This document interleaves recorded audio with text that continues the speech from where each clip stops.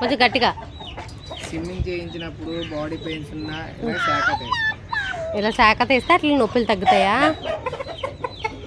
ఎవరికైనా కోల్డ్ ఉన్నట్టయితే స్విమ్మింగ్ చేయించినప్పుడు ఒళ్ళినప్పుడు శాఖలు తీస్తారంట. ఇలా చెయ్యాలి.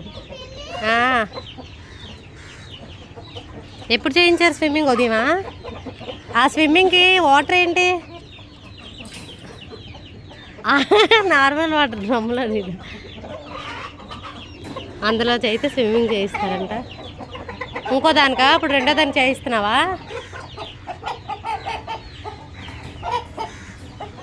చూడండి ఎలా చేస్తారో. మీకు ఫస్ట్ చూపించలే కదా, ఇదైతే కొంచెం చూపిస్తాను.